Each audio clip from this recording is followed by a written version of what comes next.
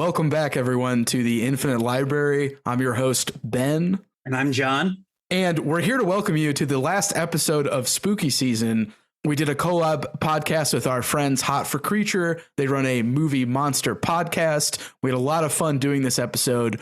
It was a dual episode. We covered the 1991 Ring novel by Koji Suzuki, which is the basis for the 1998 horror movie Ringu, which we also covered, as well as I'm sure you're familiar with the many adaptations of Ring stuff, including the Gore Verbinski one from 2002. Yeah, like Ben said, this was a lot of fun. We hope that you guys enjoy it a lot as well. If you have not checked out Hot for Creature before, we urge you to give them a listen as well.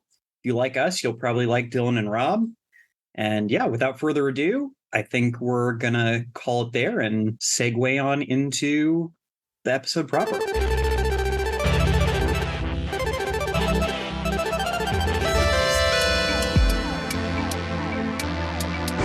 Welcome back to the Infinite Library.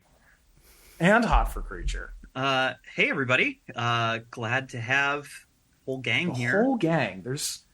Let me count us. 1, 2, 3. Wait, Rob. 4. There's 4 of us here. Who's that behind you? Don't turn around. My phone's going off. Who could that be? I put it on Do Not Disturb. Hello? This is an extended bit. In case you were wondering, dear listener, this is an extended bit that we're doing. It's not funny. That's why it's extended.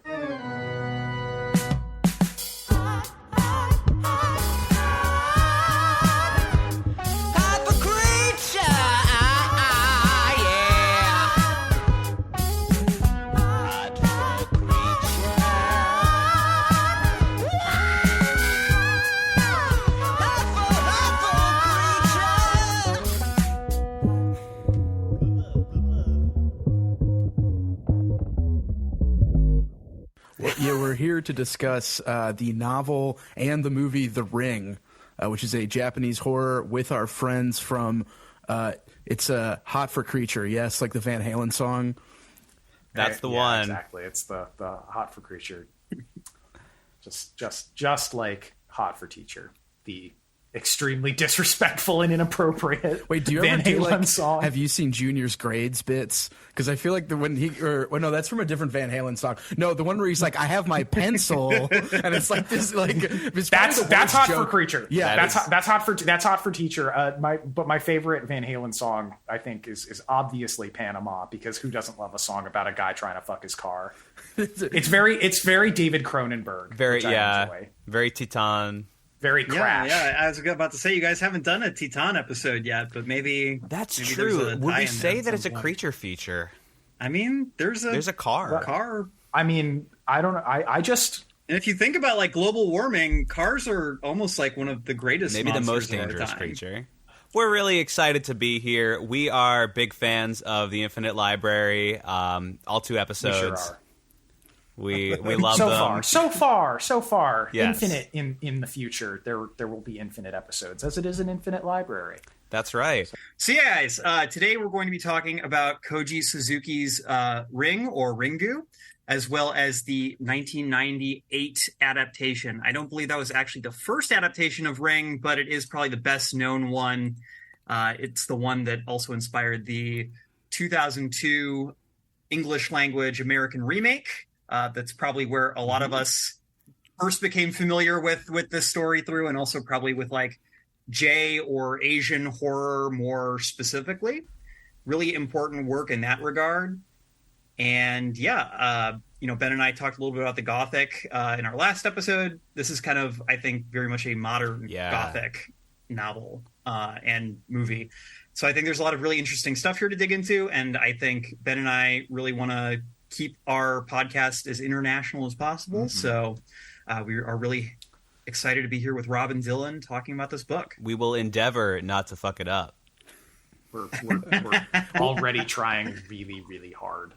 Well, first of all, this is the merging of 2 podcasts here, and we have to say, sorry guys, but books are the virgin to the movies, Chad. Wow. Oh, wow. Bold words, Okay. hot takes All right. immediately. All right. Yeah, so That's No, what but we're known for. But I want to say I've really been enjoying having some good friends lead me through some important books. As someone who is kind of trying to get back into being a quote unquote books guy, I'm trying to read more. I'm trying to experience more literature. well, we're merging media, like we're merging both books and movies. So we have all of the tools of media analysis are at our disposal. So We're almost connecting them into a ring. A loop? A spiral? A spiral. An S? Yeah. A The tie? Ring spiral loop. A birthday? I think that's what it is. So the original book is the first book in a trilogy by Yes. this author. I know nothing about these sequels. I don't know where they go because my experience with the book was I finished the book and I thought to myself, I don't remember the movie, ending this bleakly. And then I watched the movie and I was like, nope, it ends exactly that bleakly. So I got inspired and I read Rasen, Spiral after this, just to kind of like see where it went. Figured maybe I'd mention it in passing on the podcast. I just started Loop. So it's an interesting series. Koji Suzuki's vision is Nakata takes it in a very different direction, as you can tell from his Ring sequels. Well, and that's why they're kind of, even in Japan, there are branching Ring sequels. There is this, Nakata movie, Ringu. Then there's a Nakata directed sequel, but then there's also The Joji Ring Iida 2. Spiral. Yeah, Spiral. They was just produced the same year.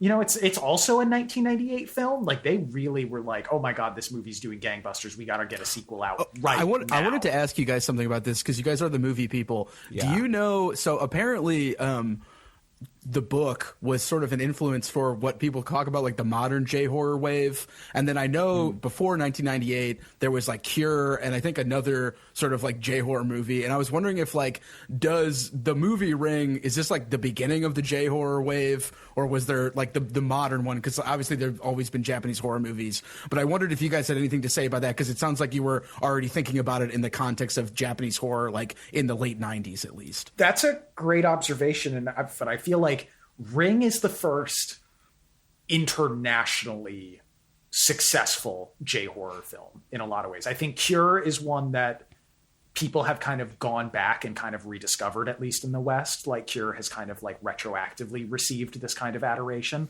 But I feel like between Ring and Ju-on the Grudge, we kind of experience in the United States, at least, and Tartan Asian Extreme was their label, but through Tartan bringing Ring and within about the span of about 5 to 10 years, getting Ring, Old Boy, Ju-on the Grudge, there's kind of an explosion of Asian cinema on DVD.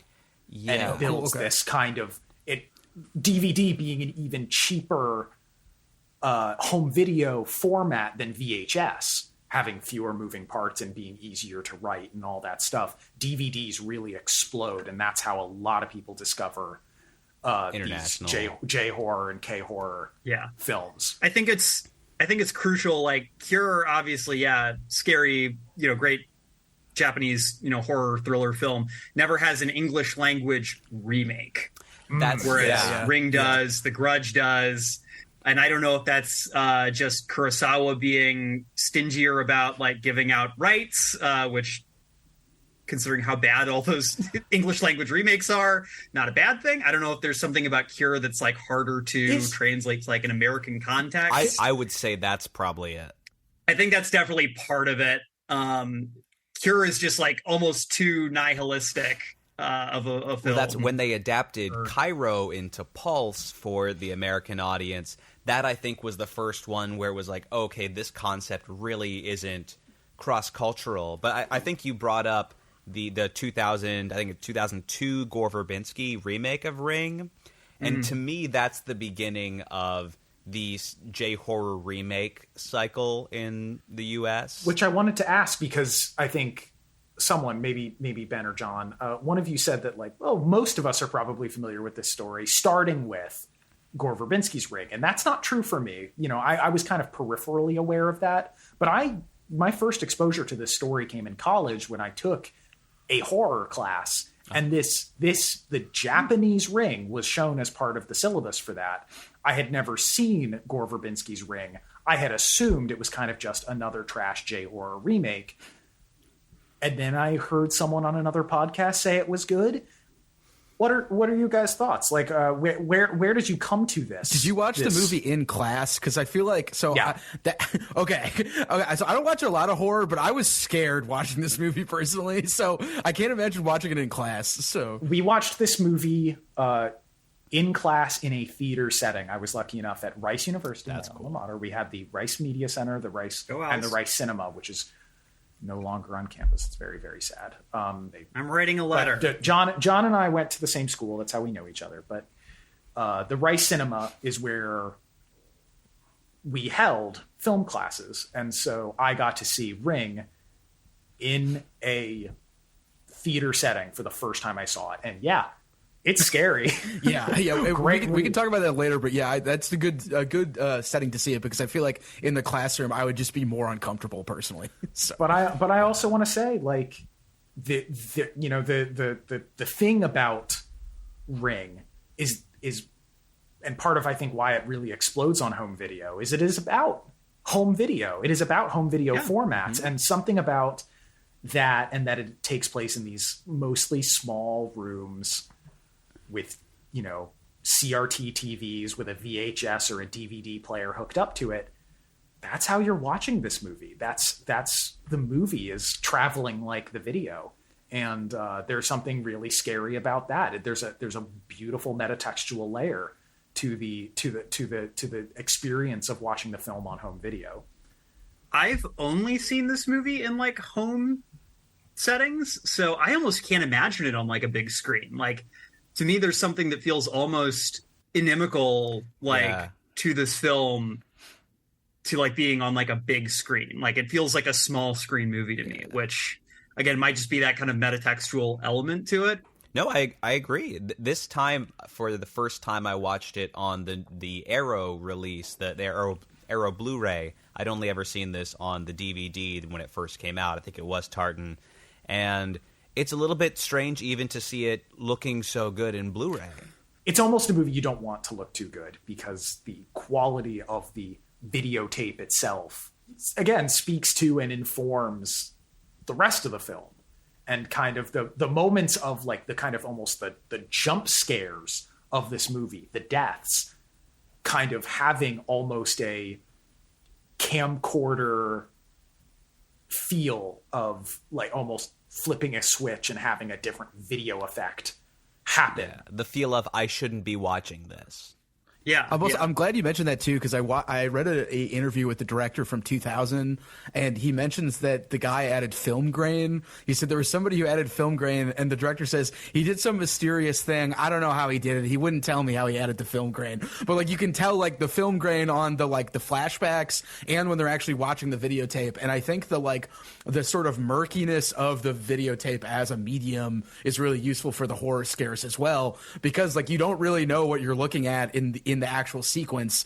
And if I could mention the book thing, earlier I mentioned I thought the prose wasn't as good. The prose is very good when they're describing the videotape, and I wish the rest of the book was written that way, but I think it's partly a detective story, so you need this kind of like procedural element. I'm glad you mentioned that, because part of the direction that it goes in Spiral is they find Kazuyuki Yasukawa's account of watching the video, and that gives them the Ring curse, is reading about the description of the tape. Holy crap. Yeah. Okay. Interesting. Cool. Damn. Okay. Well, you know, let's before we like kind of get too far afield here, why don't we kind of actually dig into the story itself a little bit? Yeah, I think it's a good idea, plan. John. Yeah. I feel like we're dancing around it a little bit, and I feel like if we kind of dig in a little more, we're not going to giving details without any context. I think it just goes to show how much there is to talk about with this story and this absolutely and how excited we are to talk about it. Yeah, this franchise went so many different directions. Like you said, Rob, there was an original sequel, which I've seen it. Honestly, I think it's the worst Ring movie ever made. I think it's so boring. Hideo Nakata did his own take on it, his own sequel to start a new branch of the story. The Gore Verbinski storyline is different and kind of breaks its own rules. So there's a whole universe within the books alone, and then there's like 3 or 4 among the movies. After watching this, I want to dig into hey, I've never seen the Ring sequels. I also want to check out the Freddy vs. Jason style crossover of Sadako versus Kayako. It's pretty fun. The Grudge Ring crossover by the guy who did Koji Shiraishi, who also did Grotesque, Occult, Noroi the Curse. Yes. Really great J-horror director who you should absolutely check out. Robin, I love Noroi. Occult, I know, is on YouTube for free. Oh, so nice. If you have not checked that out, definitely check that out. But yeah, he did the Kayako versus Sadako. That's movie, so which interesting on my because list. Ring has got to be one of the most influential movies to the found footage genre, despite not really being a found footage story or movie. I think it's Ring and Blair Witch Project, and those two things combined equals Noroi the Curse, which is, not to jump ahead, but I think we're, recommendation section. If you have seen The Ring but have not seen Noroi the Curse, do yourself a favor. Okay, I'm going to watch that. I haven't, so it's great. I feel like this. Again, I know I just said we should dig into the story, but we keep finding stuff to talk about. I feel like this is also really the starting place for the modern lost media horror that's gotten so big in the last couple of years. So-called analog horror. Yeah. Analog horror. But I mean, even then, I remember back in the kind of golden age of creepypasta when we were all late high school, early college. Dating all ourselves. The stuff with cursed, N64 games, lost episodes of SpongeBob SquarePants. I was going to say there's an episode of SpongeBob where Squidward dies, and it was so fucked up they couldn't show it on TV. Yeah, wait. There's the black-eyed Squidward image where he looks like a ghost or something. Just this is the only image of the episode or something. And the way we're obsessed with the episode of Pokemon that they couldn't show on TV because of the flashing lights were causing epilepsy fits in kids, and so there's it was aired once and never again, and it's not a special episode. It's just it's a safety hazard. It just gave a bunch of kids seizures. Yeah, I think it taps into that thing that we have a huge fear of, which is snuff and things I think it goes back to Videodrome was maybe the first to really tap into it. Just this is I'm watching something that I'm not supposed to see, and I like that. Because a movie about open access cable. Right. That's how the curse starts in the book. Yeah, exactly. Yeah, and they talk about those illegal broadcasts too, and once they rule it out that it's not that, but that's one possible cause. So I guess we should talk about the plot, shouldn't we? Yeah, let's get started. Yeah, and I'll be honest, I think Dylan, you may have asked, did you enjoy reading this? And I did, except for the process of reading it, which was an ebook, and I just hate ebooks, so I was not. Yeah, Sadako could have crawled out of the iPad. Could have at any moment. She could have crawled out of my iPad. She would only her shoulder would have been able to get through. But it is so hard for me to hit my when I'm saying as long as I read 50 pages a day, I'll be ready to record by X day. It's so much harder when it's on a screen, and it's I spend all day on screens. This is hurting my eyes. Especially because the first scene here of both the book and the movie is actually a really, I think, fruitful area for discussion between the book and the movie. We'll start with the book because that's definitely kind of the simpler version. So, to start with the first scene. So we start with a teenage girl living in kind of a soulless, suburban Tokyo, housing development. She seems like she's just kind of an average middle-class girl. Her name is Tomoko, and she is kind of sitting in the sweltering, like awful, like Japanese summer weather, which from what I can tell is a lot like the summer weather here in St. Louis, just humid and stagnant and gross. And she, it starts. I really like the characterization of her here at the beginning. Like, she comes across very normal, and then very slowly you realize she is getting scared of something, and she doesn't even know what it is. Like, she starts off kind of complaining about these exams she's studying for, the fact that her parents have left her alone for the night so they can go see a baseball game. Baseball, very popular. And then slowly but surely, she starts feeling like she's not alone. Real quick, Sadako plays baseball. have you seen this? I have seen this where she threw out the opening pitch at a Tokyo Wait, I baseball game. I haven't seen this. Yeah, it was a promo for Sadako versus Kayako. It was The Grudge really and The great. Ring play baseball. Wow. It's no. Baseball's huge in Japan. It's very funny. I'm sorry.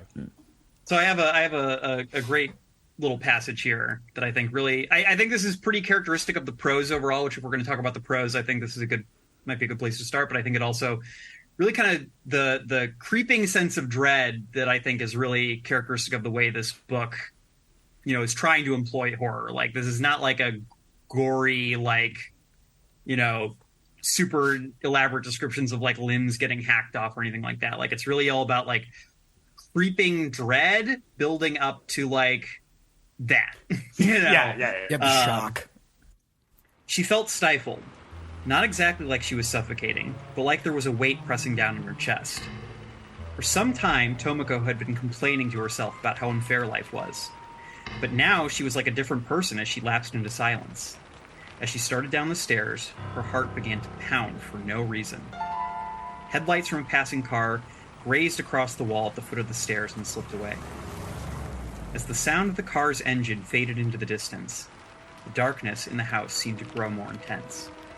Tomoko intentionally made a lot of noise, going down the stairs and turned on the light in the downstairs hall. Which I don't know about you guys, but this scene really hit me because I remember being in situations like this when I was a kid at home alone.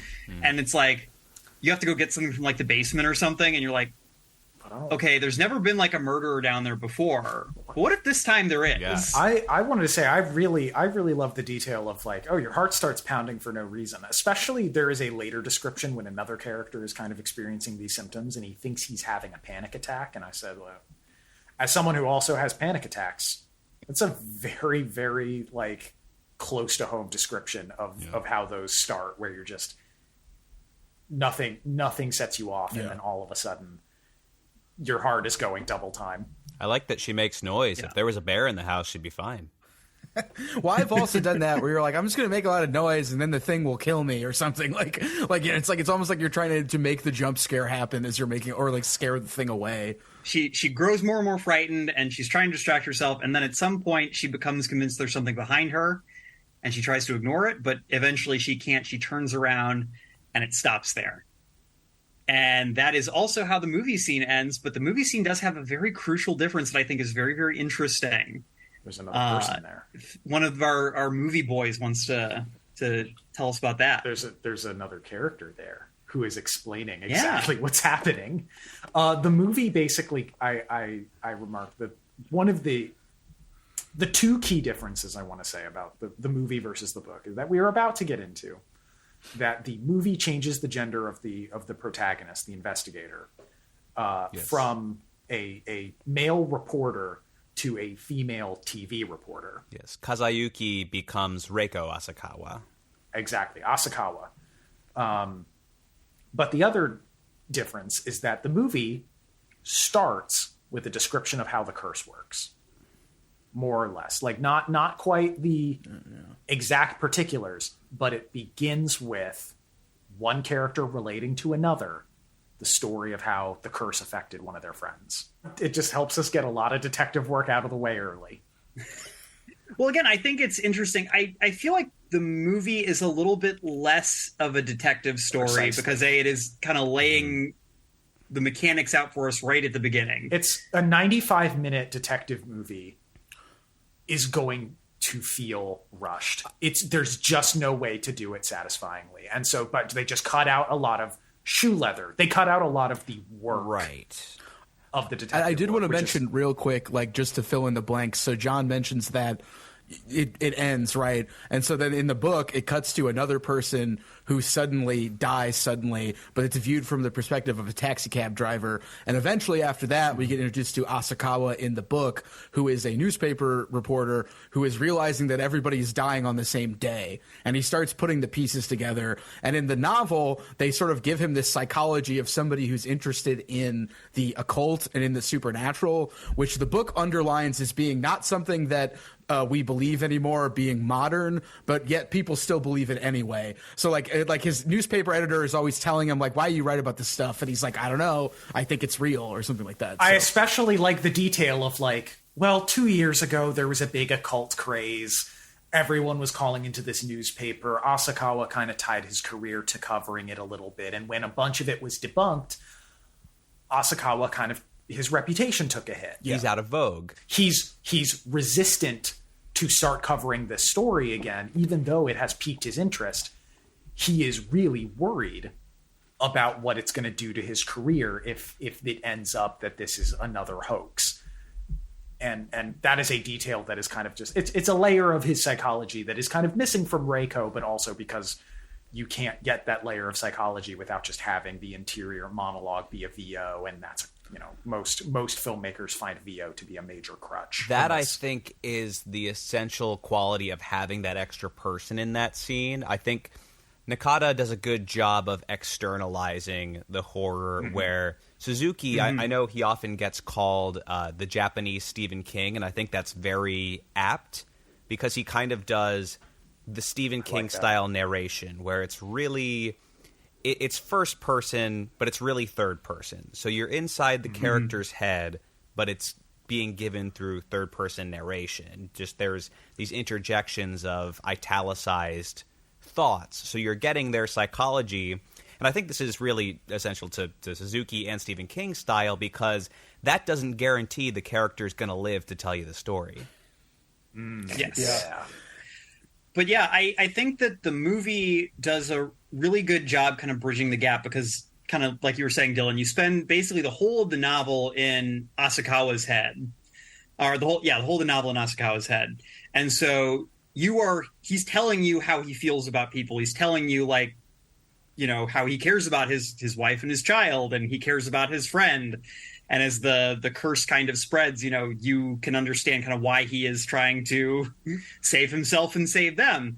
I think that the movie does a really good job at making the characters' relationships more central by like Rob said, like flipping the genders is huge here, because by making the lead a woman, I think that it makes it a story about motherhood in a way that, like, the story is really not about fatherhood in the novel. I will argue against you later. Okay. Yeah, I mean, maybe let me put it this way. I think that it makes the story more directly about motherhood, especially once we get a little deeper into the backstory of events and why they're happening.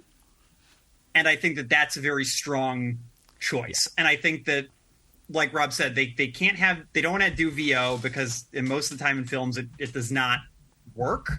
And so because we don't have this kind of, we're not sitting inside the character's head, we have to kind of make these relationships a lot more apparent. So the friend character of Ryuji in the novel becomes the ex-husband.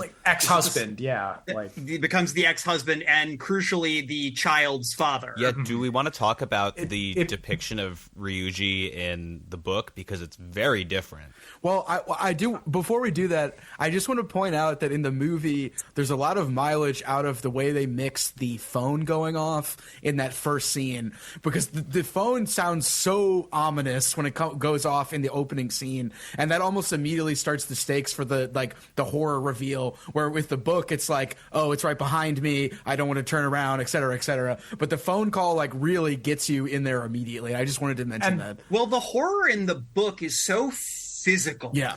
Like it's always this thing where it's like they feel something coming on, like they're getting the heebie-jeebies, and then all of a sudden, like, it gets more and more intense to the point where they're having a panic attack, and then they have a heart attack and they die. It's internal, and it's very embodied. It's a very internal fear. And how do you externalize that? And the answer is you can only do it one of two ways in a film. You can either do it visually or you can do it sonically. And the way they do that sonically is the phone and having the phone and the TV. Yeah, exactly. But the thing I noticed about the phone is that the phone is actually a pretty major difference. Is that we don't get a lot of, like, you know, the phone going off. I don't remember that in the book being such a big deal. I think it happens basically once. Yeah, it's only and right after the he movie watches it. Yeah. They get the call that says you will die in 7 days, and that's it. Because again, they don't need to have the cues in the same way in the book, because if something is going on, they're telling you that they're feeling it. The movie makes the phone a bigger motif in that way. And just not only, again, as Ben said, making the phone so loud when it first goes off, where it functions as a jump scare, and then kind of recedes as you're letting the audience form more thoughts. And you're kind of allowing that and the character to kind of their thoughts forming at the same time and kind of guiding the audience's impulses in a certain direction it's very smart. It is a very smart way to, again, externalize the very internal fear that the book is really focused on. And I think, Dylan, you're so right about comparing this to Stephen King. Stephen King is so literary. Stephen King has never written anything with the intention of getting it adapted, you know? And the best Stephen King adaptations somehow find a way to acknowledge that. I was thinking about this recently with even Color Out of Space, the Richard Stanley Color Out of Space, which I think Lovecraft could never have anticipated being adapted. So he didn't bother writing anything with the intention of being adapted. But no, I think he was imagining Nick Cage doing the Peggy Sue Got Married voice. Listen, man, I don't care what that squiddly racist thought about adaptation. The man's countenance could not be explained. It was almost alien. Yeah, just describing Nick Cage in that, like, florid Lovecraftian prose style. Like, what horrific shapes passed across his face. Yeah, so not a lot of people know it. The new Nick Cage movie about him appearing in everyone's dreams that actually happened to Lovecraft. He saw weird bald A24 Nick Cage in his dreams before he died. You know, that would explain a lot of things. I sure hope that movie is good. It looks very cool. Yeah, I like the director. Well, I think we were going to talk about Ryuji, and then I was like, I want to mention the phone call, and then we mentioned something else. Yeah, we can talk about Ryuji. There's a lot to say about Ryuji. Yeah. Ryuji in the novel is like a character that I feel like a type of character I feel like I see a lot in Japanese, like, novels for some reason, which is he's like. It's hard to, like, come up with a name for it exactly, but he's kind of this secretly abject person. He's almost a model of a very specific kind of toxic Japanese masculinity. He's an enfant terrible. Where he is kind of brilliant, but amoral, and his amorality gives him superpowers. So, to kind of loop back just a smidge, so Ryuji in the novel he's not even Asakawa's friend, really. He's an old, like, high school acquaintance that he's sporadically kept in contact with. Mm-hmm. But he is crucially a brilliant philosopher of mathematics. Yes. Philosopher of mathematics, and does not believe in morality, does not believe in any sort of God, any kind of higher power. He describes himself multiple times as hoping to see the end of the world and laugh the whole time, like something like, which I will say later on in the series happens. But yeah, I figured it's you don't say that shit without intending to follow up. But I think we should give a quick trigger warning here for sexual assault, because Ryuji claims to Asakawa that he is a serial rapist, and that he has several times broken into women's apartments and taken advantage of them. Claims being the operative word here. While also crucially keeping, like, a normal, like, seemingly normal, like, romantic relationship with one of his students. Which is also revealed to be just a friendship at the end of the book. In the movie, they don't. That's true. That's true. I also want to read something. So along the lines of his characterization, I wrote Ryuichi Joker mode next to this quote. Asakawa's survey had included questions like this. This is from the novel. Tell me about your dreams for the future. Calmly, Ryuichi had replied, while viewing the extinction of the human race from the top of a hill, I would dig a hole in the earth and ejaculate into it over and over. Asakawa is that Gaspar Noé? Yeah. Really, really black pilled. Well, yeah, and he's like, just write that down. He just says, Asakawa, just write it down. I don't care. Like that's what I believe in. Actually, so yeah, he is nihilistic, I think, and also he's like almost too smart for a lot of stuff, and so he sort of is always constantly critiquing something that's happening. So.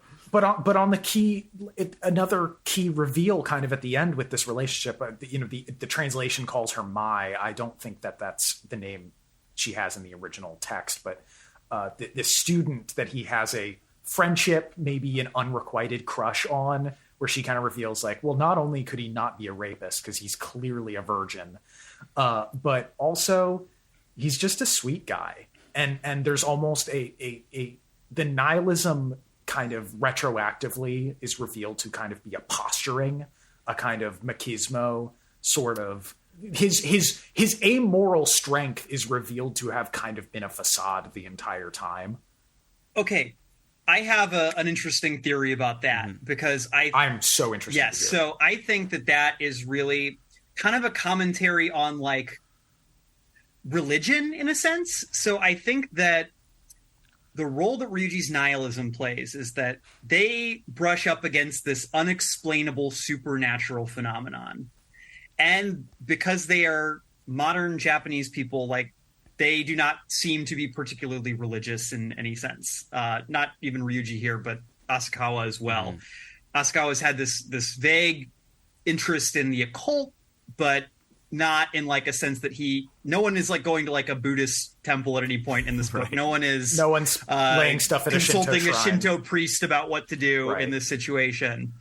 And I think that there is an element here where Ryuji's nihilism is just another form of religion. Like it's just another story that he is telling to himself and to humanity at large to make sense of the universe. I like that. Because the nihilistic story that nothing means anything is at the end of the day just another story. Like there's no proof necessarily that it's true. It's just what we tell ourselves if we do not have like an alternative framework. And so I think that it's showing that even kind of even the attempt to be like as perfectly rational, perfectly unsuperstitious as you can possibly get to, at the end of the day, you're still going to brush up against things you can't explain and you can't understand. And that framework was going to be just as incapable of explaining those things as traditional religion is. Yeah, I think Ryuji he has trouble connecting with things in normal life, it seems like. I think he's actually there. I've seen theories that he might be gay, which I think there's maybe a reading of that makes sense. Maybe not enough in the text to absolutely say that.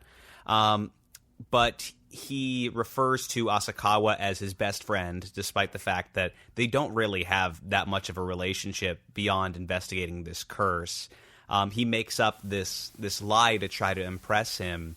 And later on in the series, Mai Takano, when talking about their relationship, does describe it as kind of a boyfriend-girlfriend relationship, but it was a platonic love. It was never, she was never interested in having a sexual relationship, and he never seemed to be either. They just exchanged thoughts. So he's someone who's so high in his own philosophy that he cannot connect with the people around him, which maybe could kind of inform that level of nihilism, is that he doesn't seem to have anything to ground him. He seems to code switch depending on who he's with, where he has this persona that he uses with Asakawa, which we are led to believe for the longest part, the long sections of the book, that this is who he is. And then when Mai is in the room, he's like a completely different person. And we don't get to see into Ryuji's head all that much, basically, until the very end. Yeah. But we don't see a lot of inner turmoil over his ability to code switch. I do want to mention, too, to flip back to the movie, that there is not a whole lot of his nihilism in the character where he is the ex-husband of Asakawa, the TV reporter, who's female, except there's a bit where they're despairing towards the end of the movie. Well, Asakawa's despairing, and then Ryuji's like, well, maybe we blew it. Maybe we're all supposed to die. And like, which is like a bit from the book, because like his function is almost to like goad Asakawa and to stop despairing so they can figure out how to lift the curse of the videotape. And there's just one scene of that in the movie where he sort of tells Asakawa, the female reporter version, like, listen, we're just gonna die, you should just get over it, like, or something like just sort of like just accept what might happen. So and a key part of that really resonated with me is in that moment he does say, our existence was a mistake, death might rectify that, and we should never have had a kid. Like, because Yoichi has seen the film at this point, and that's really what she's despairing at. And he's not really worried about his own life, and he's not really worried about Asakawa's life because they're on it. But like, when he says that we should all die and includes Yoichi in that, that is the moment where she really breaks and she really has trouble kind of forgiving him. And I don't know, in that moment I was kind of like, oh, I wonder if Ryuji is just autistic. Like, that was my thought as well.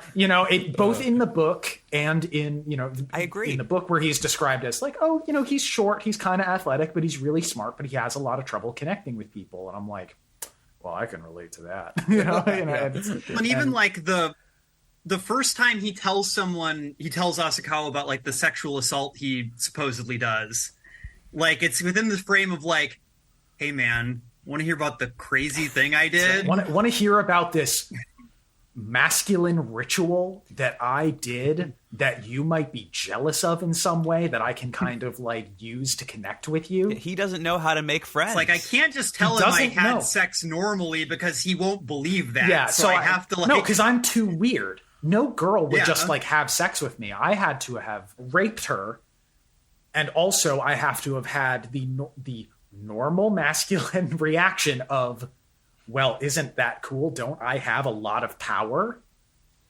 And I think that reflects both in this period of Japanese history, the 80s, 90s, the post-war period, where there is a kind of, I don't want to diagnose an entire culture, but I don't know, being bombed is kind of the emasculation of an entire culture, and there is sort of like a reaction of a hyper masculinity that kind of evolves out of going through a defeat that thorough. Sure.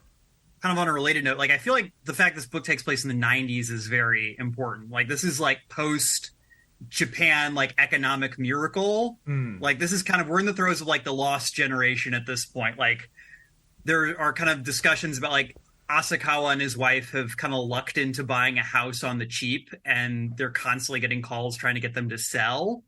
Yeah. But they don't know if that's a good idea because they don't know that they'll be able to get like as good a deal in the future buying anything. And they are very unsure of like their financial prospects, especially with Asakawa kind of his reputation and like his career not seeming to really be going anywhere. Cause that's an interesting thing with this book. Obviously, like the fact that he sees the tape gets cursed and has to like figure out how to deal with that becomes the real reason he's like looking into this.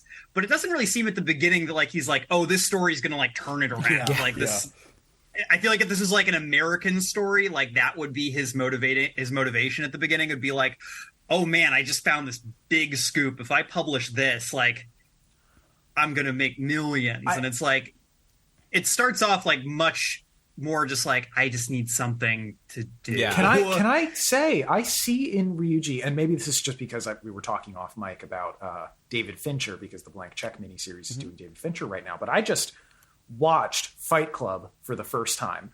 I have read the book, but I just watched like front to back Fight Club for the first time and realizing like, oh yeah, the 90s, end of history, and a lost generation of men who, you know, the models of masculinity that they had belong to an old world. The models for masculinity that they have do not fit into a modern context. What are the new models of masculinity that you build? And oftentimes they're toxic and fucked up. And I think that's a lot of what Fight Club is about. And I see Ryuji kind of reflecting a lot of that building a masculine persona that gleefully amoral. And the rationalism is, I think, related to when the book underscores like modernity, which shows up a couple of times, but it's like ideally there's a rational explanation for why all of these people die who watch the videotape, and they talk about a cardiac virus, but none of them like really believe it. And it reminded me a little bit of I've heard, but I haven't read the Exorcist book, and apparently in the Exorcist book there's more of an attempt to explain the exorcism scientifically as well as religiously, and in the movie it kind of leans more towards like the religious side. But the book apparently attempts to give two contrasting explanations. I know we've been talking about Ryuji. I want to take a sec, if it's okay, to talk about our hero Asakawa, who I think generally I think a lot of people who read the book, especially in the U.S., think of him as quite a boring character. But I think he's quite interesting, I mean, compared to Reiko in the movie, or comparing the two. Like last week, you guys were talking about the Gothic with Castle of Otranto, yeah? So one of the classic stories that I would compare this to is Mary Shelley's Frankenstein. So, like, at the heart of Frankenstein, there is this conundrum of Dr. Frankenstein is supposed to be having a child with his wife. And instead, he's off making a monster. He's off having a child of a child born of no sex. So this can kind of be reflected in Kazuyuki Asakawa. So much of it, you mentioned motherhood in the movie and how the book isn't really about fatherhood. Well, what we see of Asakawa is that he is an absent father. His family sleeps without him. They don't seem to talk to him very much. He gets annoyed at his wife a lot. For a guy who talks about how much he loves his wife. He gets annoyed at everything his wife does. He also drinks a lot. He drinks a lot. Yeah, what's the line? The second beer was better. I feel like that might almost just be like a time period thing, though. Like I feel like there's just like a much more active drinking culture in like 90s Japan than maybe there is now. That was my question, though, was am I interpreting him as a bad dad because I'm looking at it through, American parenting? And I noticed on the back of the book, they talk about Koji Suzuki has done a lot of writing about child rearing and was a house husband before he became a famous writer. So it seems like he's actually a very hands-on father. I think he is condemning Asakawa in the way that Frankenstein is condemned. Asakawa neglects his family and goes and finds a child of his own of no sex, and literally as well. But Nakata externalizes that with Yoichi, which I always thought that Gore Verbinski had a misreading of the child in this story. He makes the boy into this, like, creepy child in his version, where I think the point of Yoichi is he's a little adult because his mom's not there. Yeah, he's precocious because he's had to take care of himself. He's a child of divorce, and his mom is very busy, and so he's had to take care of himself. I was really struck. This is such like kind of a throwaway like bit of the movie, but there's the bit where she's like cooking and telling him like, this is all the things you need to do. And he's like, I'm leaving for school. Bye. Yeah. Like he has to like tell her to like stop talking so he can like get to school on time. He puts out her dress when they go to the funeral. Oh yeah. Yeah. I think there is like a critique of like these individuals as like absent parents, but I feel like there's like a broader social critique as well of just like Japanese like working culture and the fact that these people like are both expected to get married and have children very, very young, but also to maintain like full-time heavy working hours careers beyond that. Because like I think they say that Asakawa's wife just turned 30 and their daughter is like I think 18 months. Which maybe for like certain cultures at the time still fairly young, but like Asakawa was only like 32 or so. In the movie, she seems on the younger side, even like they've had time to like have a kid. The kid's like probably like 5 or 6, maybe. And they've gotten divorced. So I got the impression she was probably like closer to like 28, 29, but presumably had the kid much younger. I was also going to say, it seems that there is a conclusion that Asakawa makes kind of towards the end of the book that, oh, wait, when they kind of realize that the typical curse lifting didn't work because it was too personal, and Sadako's grudge was not on who killed her, but on all of society. Right. And I think, saying all of society is so vague, but it really does fit her specific anger, her rage at a system that failed her, that everyone is complicit in. Yeah. Everyone is continually making these betrayals to their children, to their work, to themselves, and it is inevitably what results in Sadako's death, right? And what results in Sadako's pain even while she's alive. I guess we will get to the mystery and the curse itself, but the fact that Sadako wants to burn it all down. Yeah. That's the end point of the ring curse is apocalyptic. I think Suzuki does point out, though, that Asakawa makes a transgression. I think that the idea being that if you were told you had 7 days to live, what would you'd probably spend it with your family. Instead, he goes off and goes on this adventure to solve this mystery, and what happens as a consequence of that? His family gets cursed because he wasn't there. Exactly. And because he wouldn't tell them what was going on. He wouldn't be honest. He has this idea that, I'm going to be the big tough man and I'm going to go off on my own and figure this out. And I'm not just going to tell my wife, like, hey, don't watch this. It's a cursed video. Right. She wouldn't get it. Kind of what I found myself thinking, like, I do think, like, there's a degree to which he does care about his family. But the thing that kind of struck me as I kept reading, like you said, I think it was Robb and Dylan both said, he's clearly, like, he's annoyed with his wife all the time. Like, he's annoyed with his daughter for being, one and not able to, like, express herself. Like, there's this element where it's like, Asakawa does not feel like a character who, like, feels like he has any agency. Like, he feels like he's done all these things because he was told to do them by someone else or by society at large. And I feel like that is, again, a furtherance here. Like, yes, he maybe has, like, learned to care about his family, like, in an abstract sense, but he doesn't really, I don't really get the impression he married his wife because he loved her, that he had kids because he really wanted to be a father. What he wants to be doing is looking for, like, weird occult stuff and, getting caught up in horror plots, I guess.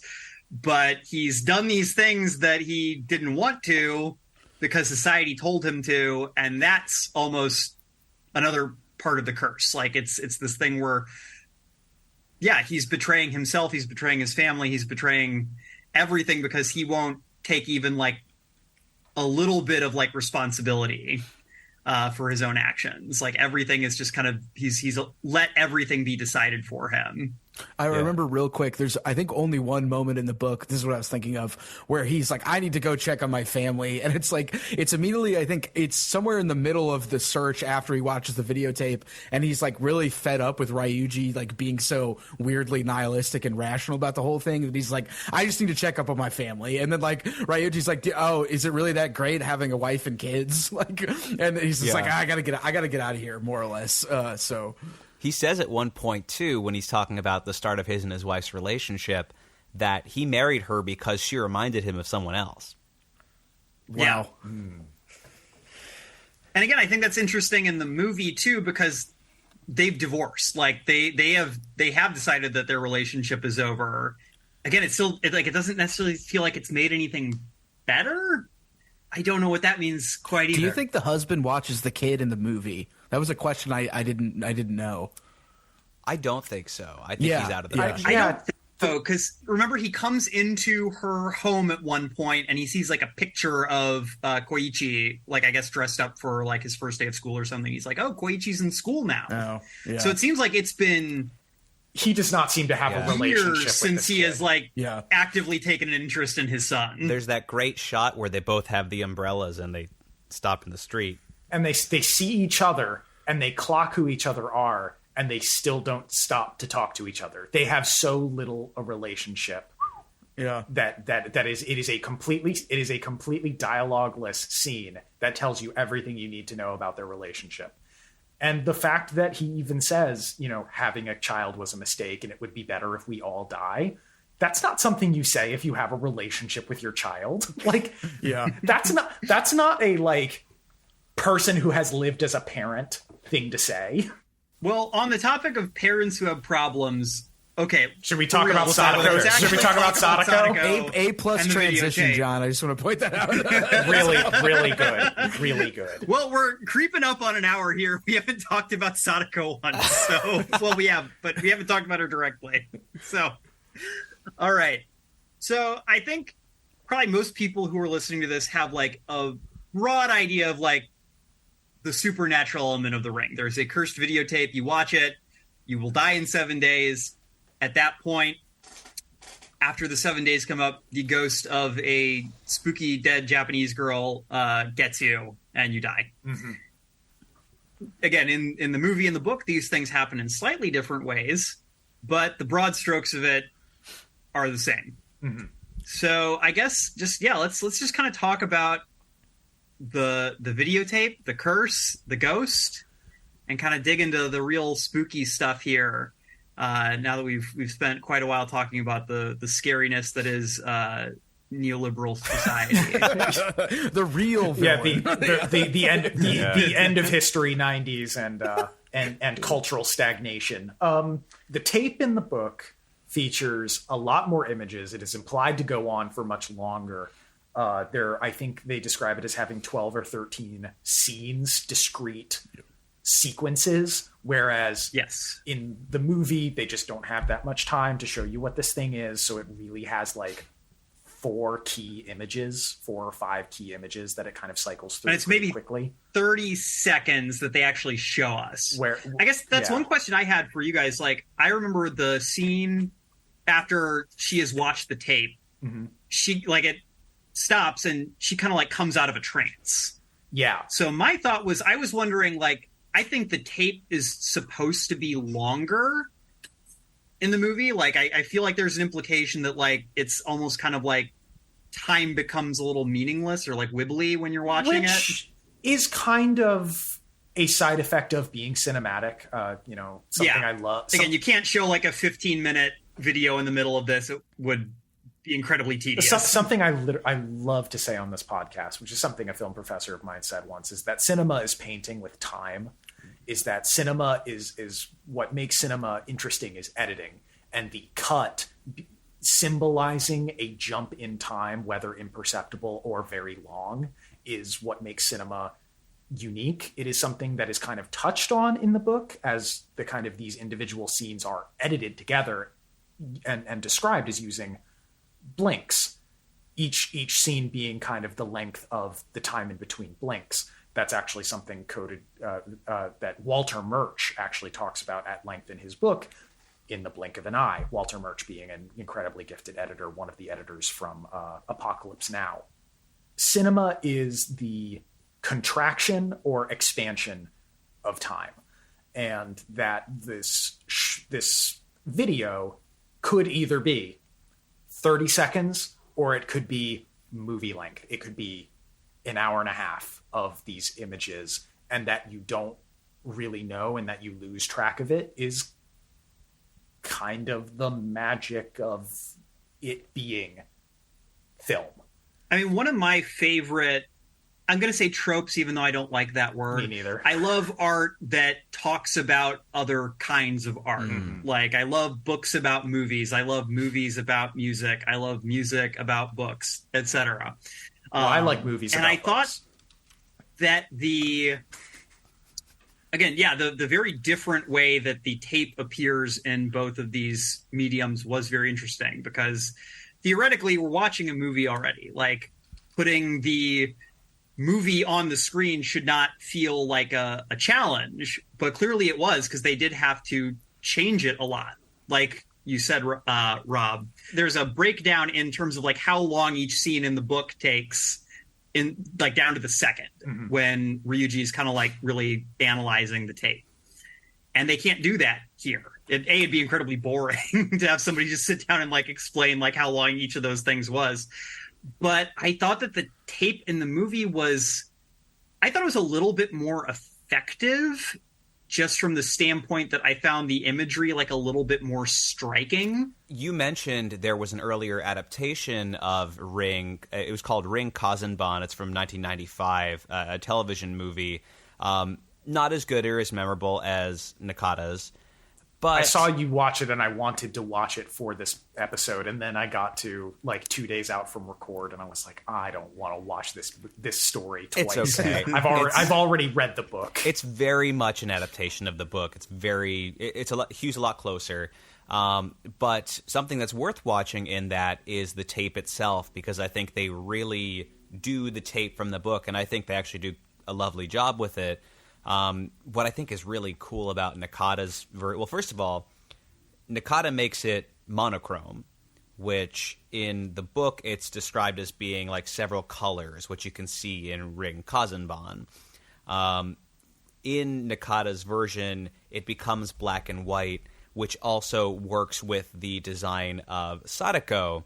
And which I'll say just like a quick little thing here on the design of Sadako is before this, Hideo Nakata had made a film called Don't Look Up, not the Netflix one with the meteor, but it was a movie much like one of the stories in Birthday, actually, showing the Koji Suzuki influence, where Sadako is an actress and weird things are happening around the set.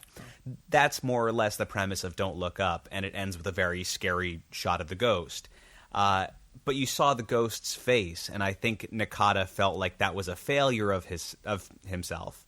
So his choice with Sadako was that you would not see her face in this adaptation. So these kind of design choices, the monochrome, the design of Sadako, this is all pure Nakata. I find that so interesting because a thing that I really latched onto while reading the book and versus seeing the movie is the differences in the implied quote unquote design of Sadako, or casting, whatever you want to call it, where in the book they're constantly talking about how beautiful Sadako is. She's so striking. She is memorable. She is the most beautiful person you've ever seen. You just get bad vibes from her. Whereas in the movie, it's really implied that she's ugly or disfigured, that she is unpleasant enough to look at, that her father and her mother are kind of ashamed of her and like hide that she was a monster before any of this the curse even began. And I think there's a visual reference for the one scene with her black eye and like the poster where the skin is yellow, because when Ryuichi is getting the curse at the end, which we'll probably get to, he looks in the mirror and basically sees that.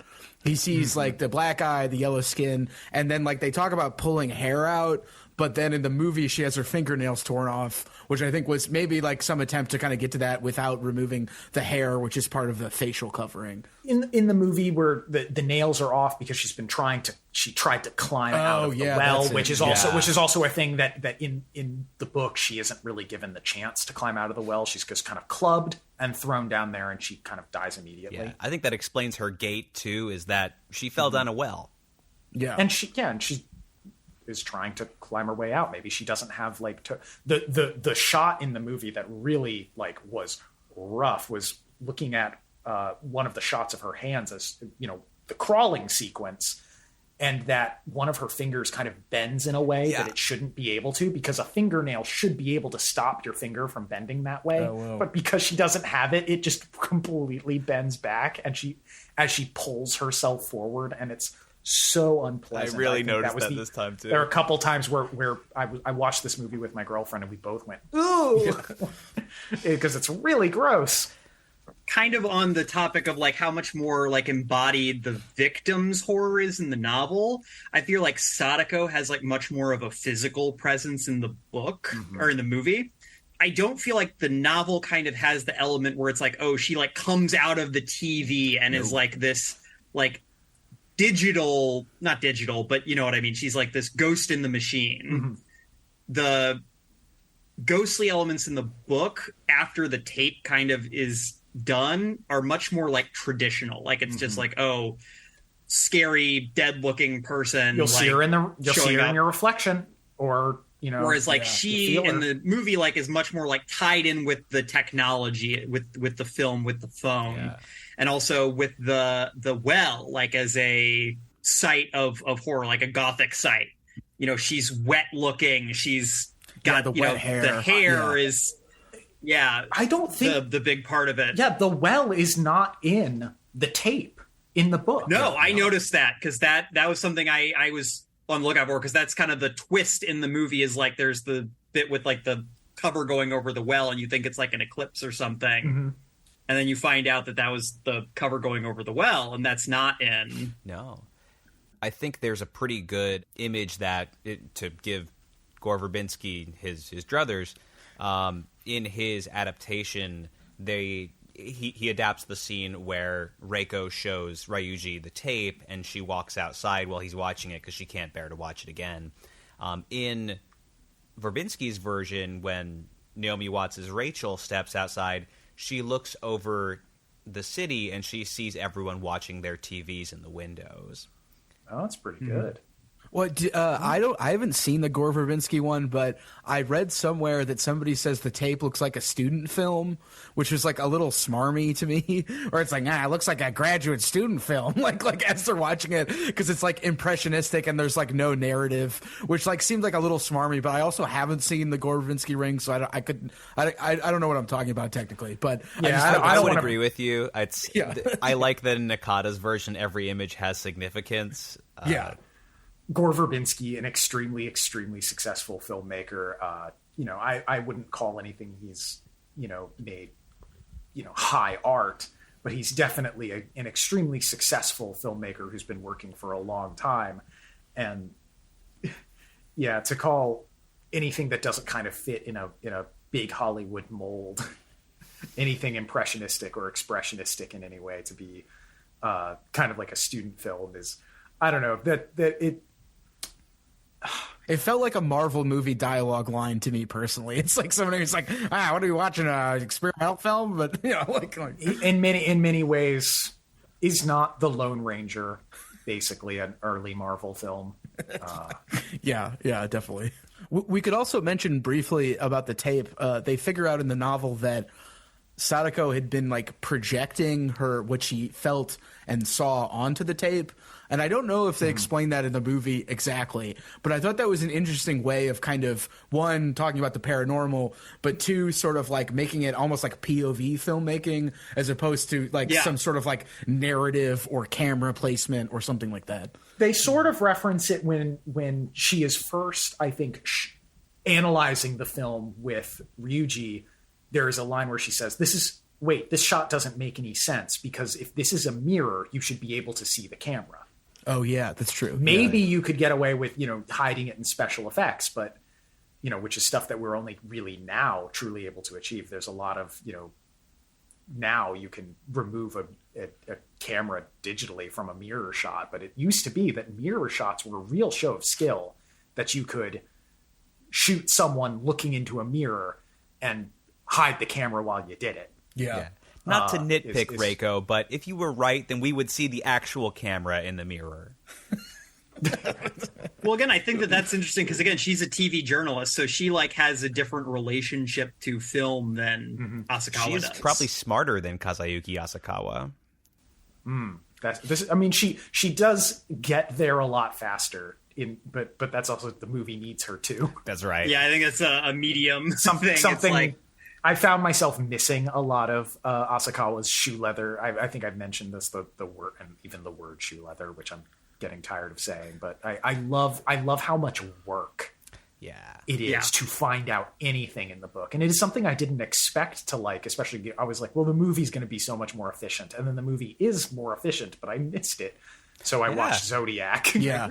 I really kind of missed the stuff that the film takes out. Like in the, for those of you who haven't read the novel, there's a lot more about kind of Sadako's like life and backstory to it. So the broad strokes are the same in that she has a psychic mother and a father who's kind of this prominent parapsychologist, and they end up getting famous and then very quickly not famous. And it's really the public shaming is really Yes. kind of what initially breaks Sadako. It breaks her mother, then it breaks her father, and then it breaks her. Yes. Her mother commits suicide. Her father develops tuberculosis, but she like has a life outside of it. She tries to be an actress. She goes and tries to become an actress.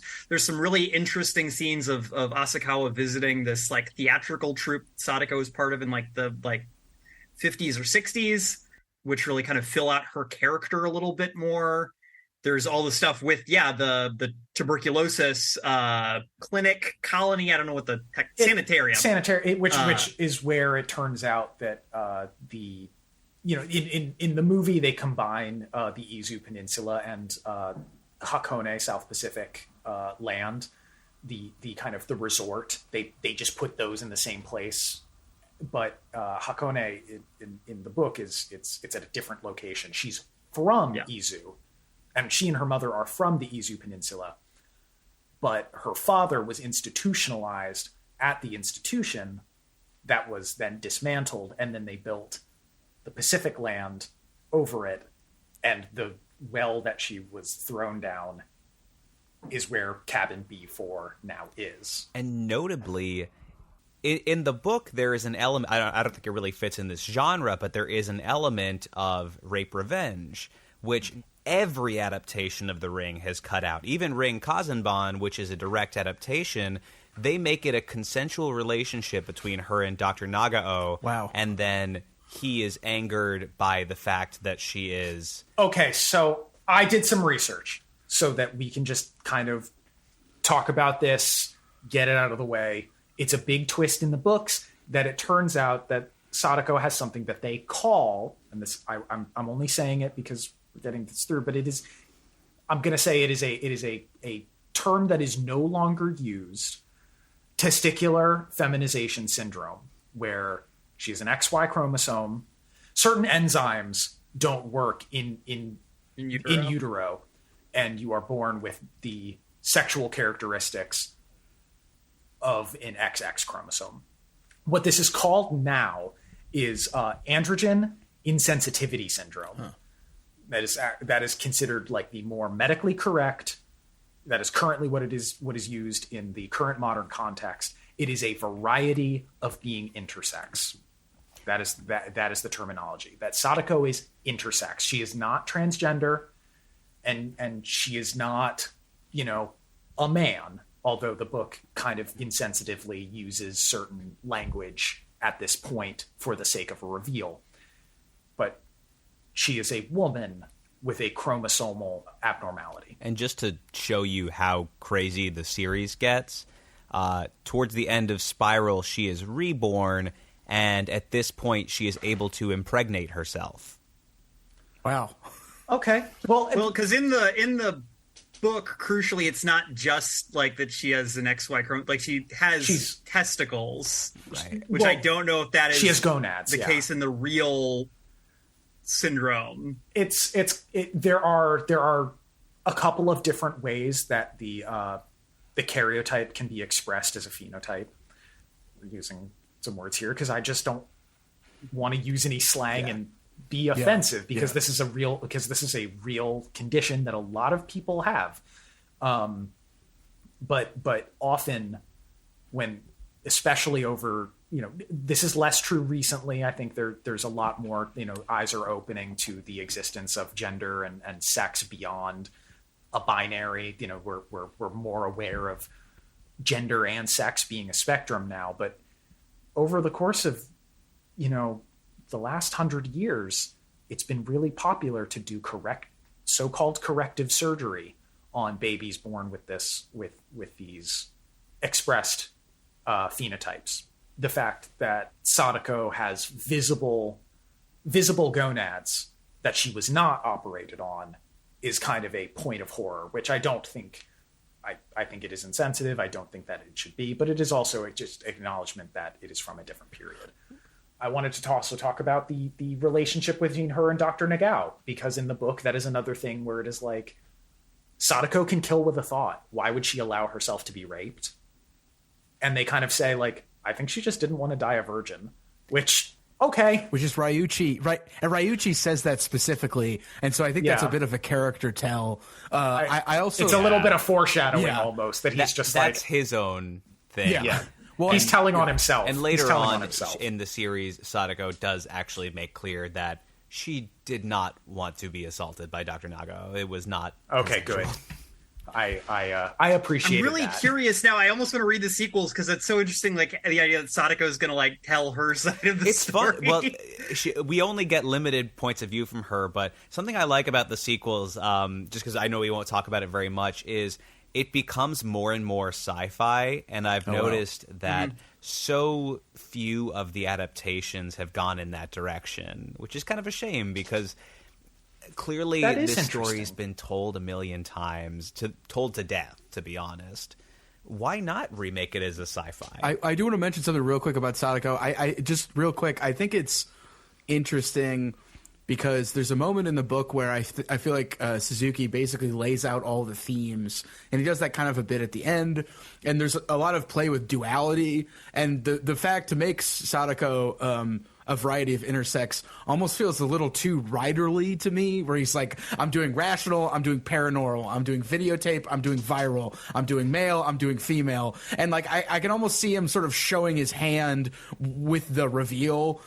But the stuff Robb is mentioning I think is obviously important, and the sort of like kind of it's not very, tasteful to make it a scene of horror more or less. But it felt sort of like, look at me laying out all these dualities, like I'm like it felt very like you could see. And I'm gonna synthesize. I'm going to synthesize all this duality. All this duality is going to get fused together in the grodiest, horrorist way possible. Well, I will say, I do think that, I think that the book does use it as a twist, but I didn't quite get the impression that it was saying that like having this condition was horrifying. Right, I agree. I got the impression that it was a little bit more that the fact that she grew up in this like very repressed time where she could not have, like, no one could know about this, that it had to be the shameful thing that would, when it was discovered, be seen as monstrous, is just another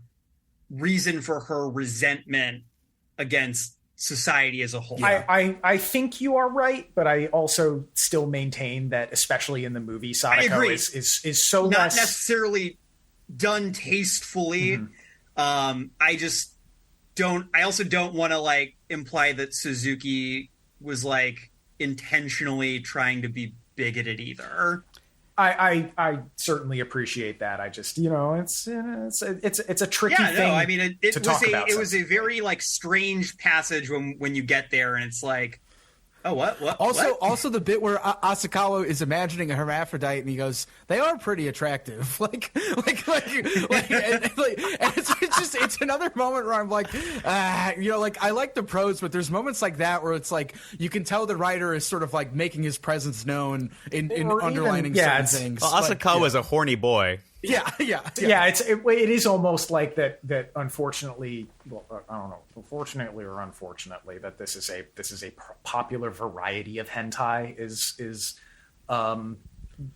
characters with more than one set of sexual characteristics and expressed simultaneously. And this is especially popular. And as I said, hentai, Japanese pornography. This is a popular subgenre, and to kind of observe that Ryuji or Asakawa might be a dirty boy who has consumed some of it is, possibly what's going on. I think there's also an element, too, where I think it's a very common, very, like, I don't want to say it's, like, inherent to, like, human nature, but I think it's something that's very ingrained across a lot of cultures, that there is something about gender nonconformity that ties you to the supernatural in some way, or the divine. Like there is a lot of evidence that, like, in sort of pre-modern cultures, gender nonconforming people a lot of times ended up being pushed into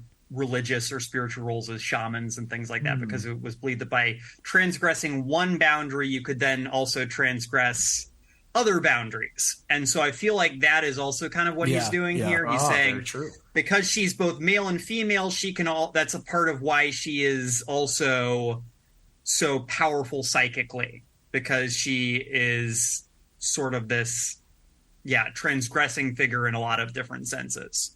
So she can bridge the divide between our world and the spiritual world, as well as kind of masculinity and femininity. Again, not saying it's good, but I think that is like a very like long-standing like belief in a lot of cultures, and I think that's why it's in the book. I appreciate you saying that, because I also kind of got wrapped up in like, well, this is not what I would have done, and I can lose perspective on things like that.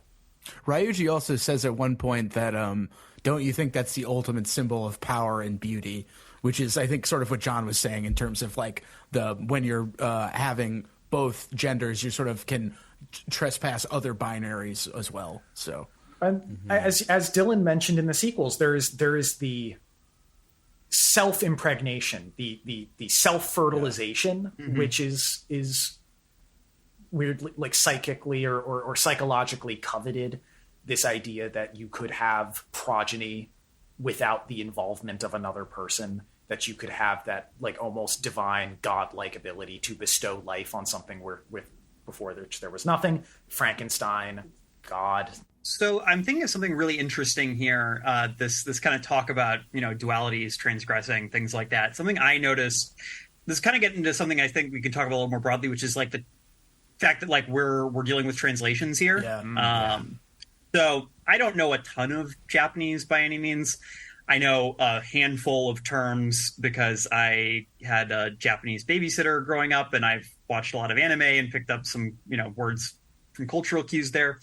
And obviously the novel, I didn't have the original in front of me, nor could I read it even if I had. But I noticed in the movie, because I could hear words and I know just enough words, like if I hear one I know, I can pick it out. When they're kind of dealing with the kind of provincial townspeople, the kind of Dracula villagers who surrounded them growing up, Sadako growing up, they refer to her as a bakemono, which the film translates as goblin or monster. Right. Playing the brine. Goblins specifically refers to a class of supernatural beings in Japanese folklore which are known for their ability to change shape. Oh. Yeah, so generally they're things like the kitsune, the like foxes who can turn into people, or generally they're animals that can also turn into human beings or disguise themselves as human beings. And I just found that very interesting. Because it's a very directly like folkloric element that is being drawn upon, which again I don't know if it is in the book, which given kind of the sci-fi bent that the book eventually goes down, I think is interesting. Well, people like to mention the ring as an example of kaidan, which is like a Japanese folklore, like a vengeful spirit. But I also, I wonder if that's sort of like retroactive as opposed to what Suzuki wanted. So I found that part interesting, but I also find it interesting in the standpoint of like her as a dual natured being, which again has problematic elements because she doesn't transform. She's just one thing. So it's very interesting to call her like a transforming figure. And I guess she does transform in the fact that she dies and becomes a horrible ghost. She kind of makes the ultimate transformation, which is from being alive to being the living dead in some way, where she is kind of, but it's interesting that we've talked a little bit about like the sci-fi elements. Do we find that the books kind of focus on biology and viruses that the movie kind of glosses over?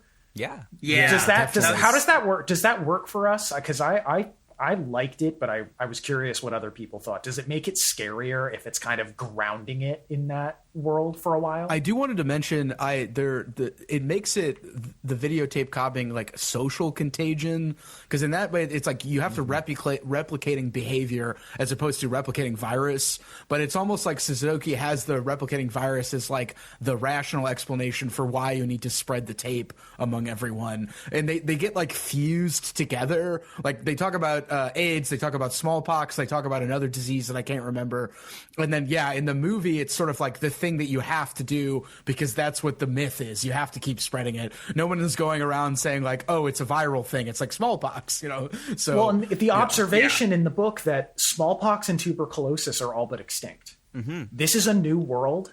This is the new virus for the new world. Oh yeah.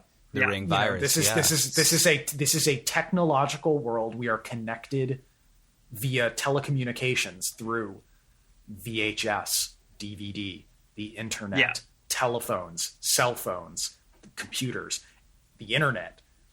I probably said internet twice in there, but the idea that a new kind of life form is developing, a digital, a social pathogen. Yeah, that's a great word for it. But so yeah, I think Rob, you're the one who said that when you finished the book, you were surprised by how bleak the ending was, and then you felt like the movie was just as bleak. I kind of disagree. I thought that the movie, I don't want to say it ended on like a hopeful note, but there's like a note where I feel like the implication is she's going to have the grandfather watch, and then the grandfather, because he is old, I felt like the implication was like he's just going to let himself, he's basically going to sacrifice himself for the grandson, and then maybe it stops there. That was my reading the first time I saw the film. The second time I saw the film, not only does the way her voice kind of cracks when she's trying to call her father and explain like, oh, I'm gonna have you do something. I don't think that she's gonna be able to not tell him what to do. It's her father. She cares about this man. She loves him. She wants to prolong his life. But also that we get a call back to the teenage girls in the beginning. Right. We get the VO right at the end, where the last lines of the movies are, the last line of the movie is, so it just keeps going? Yeah, it goes on forever. Well, the decision to kill your father is pretty heavy alone. And then cut to the ending shot, which is the car driving. A great landscape shot, by the way. Yeah. While these dark apocalyptic clouds make their way towards the camera.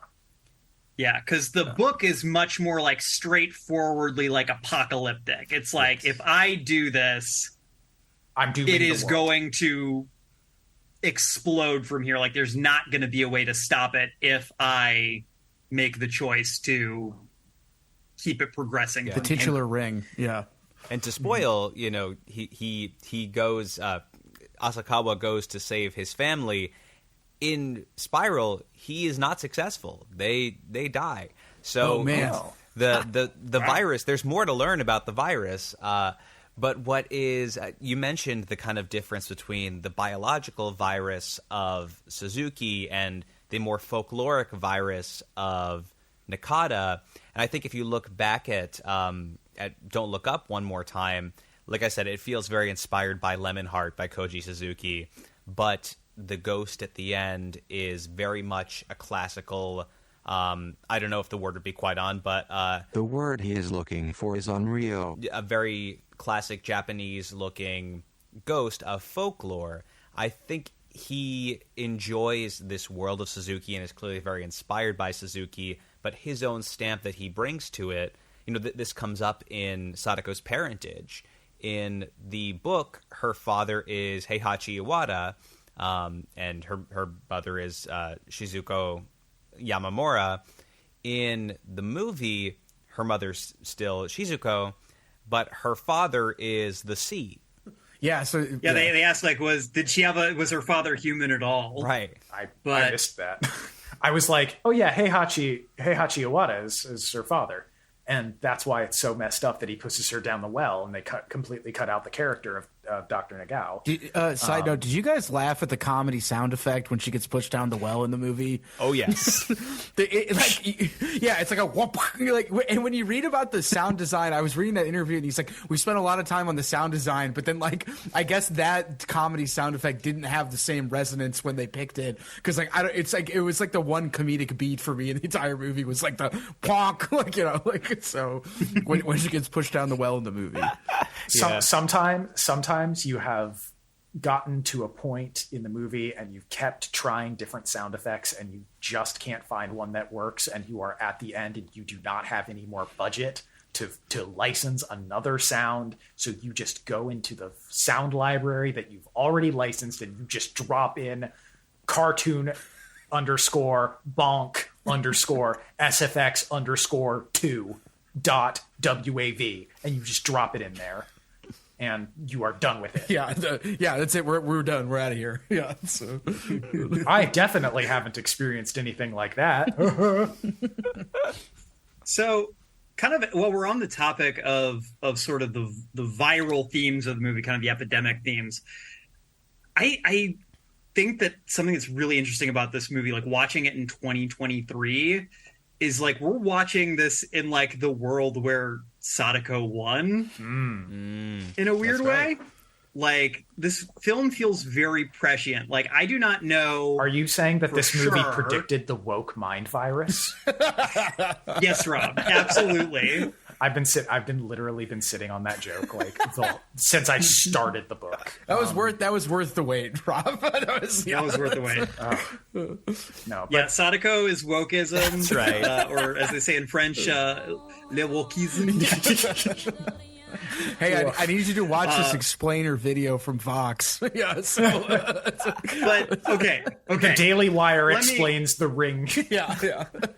Let me kind of step back and explain what I mean here. No, please do. I've been thinking a lot, like I said, kind of about like the lost media genre while I was reading this. And I think that it's very interesting. Most of those kind of other examples, which again, I'm mostly like pulling from like creepypasta, like they're always like things where it's like, oh, this is like a secret fucked up version of like this thing that you already care about. And you have to like go look for it and find it. And like part of the appeal is like you're going to find something secret that doesn't necessarily like want to be spread. Like I very much doubt like that there was a term for like viral video, viral media when this book came out. So it feels very prescient in that sense. And like we now live in a world where like everything is a viral video. Music, movies, like everything is basically being made now with the idea that it's like this isn't really meant to be taken in as like a full piece of work on its own. It's meant to just be like a clip that's on TikTok and that you take in for like a minute and then like move on from to the next Or you thing. send to someone else. Yeah. Yeah, and to pass on and to keep the cycle moving and keep people like in like TikTok is like a ring. It's a loop. It's a thing that you just go through over and over again. There's no beginning, no end, and you just go through it forever. And like that's what they want you to do with it. Again, looking at like other lost media stuff, it's always like even when it's like a fucked up version of something, it's still like a thing that makes some kind of like sense. Like it's like, oh, this is like an episode of The Simpsons where Bart dies. Yeah. Whereas in both versions of this, both movies are almost aggressively like anti-art. They're inscrutable. Like they are just meant to like keep you like intrigued enough that you watch until the end of it, and then you're done. It's like you're dead at that point. It's an episode of Twin Peaks: The Return. Favorite show ever. My favorite it's episode 8 of Twin Peaks: The Return. Twin Peaks: The Return. Yeah, Twin Peaks: The Return. My favorite season of my favorite show. To be clear, but I was going to say the other thing, John, that really I think we all might be thinking it is that this is the world where Sadako won, because this is the world in which we've agreed to kind of live side by side with COVID. COVID is still a running concern. We have not eliminated COVID. COVID is still happening. People are still contracting it, but we kind of have just as a society agreed to ignore it. And it was very like blackpilling reading the bits in this about like, oh yeah, we eliminated like smallpox and eliminated polio, and it's like we used to be able to do that. We used to be able to do that. Yeah. There was I don't know if you guys have seen Rings, which was I think from 2017 even. Yeah, I tried watching that at some point in the past, and it sucked. It's not very good. It, but is Johnny Galecki in it? Johnny Galecki of Bazinga is in it. Of Big Bang Theory. That is the one where it's like Sadako got on YouTube. That's the thing. They've God. digitized the video at that point, and so copying the video is right-clicking and hitting copy and paste. So So the curse has definitely changed. But I think what that movie doesn't realize about like, what a viral video is that Sadako would have died out because you get 5 minutes out of one of those things and then it's gone. Yeah. Yeah, now we have Sadakos. Right. One of them being the woke mind virus. Absolutely. Only one of them. Yeah. And the other one being Pepe. Well, also, like, Pepe. when did chain emails become a thing? Like, probably before, like, you remember it's like, oh, send this email to 10 people and XYZ is going to happen. Like, I'm sure they started around this period. Like, Yeah. I think chain emails have been a thing since email. So I just looked up chain letters. Yeah, Because chain letters And existed, too. Yeah. our oldest known chain letter is from 1935. Wow. So started in Denver, Colorado. Knew it could have blamed them for something. Exactly. I've just been waiting for something to blame Denver, Colorado. I think that for. like this, some of this like is just kind of a symptom of like modernity and like mass communications. The specific like kind of form of like the viral video is very much like a feature that this book I think is very much like at the forefront of. Mm-hmm. But I also thought something I have one more thing about like kind of media in this book that I found really interesting, which again is kind of about like the broader themes of like modernity in this book and specifically like Japanese modernity.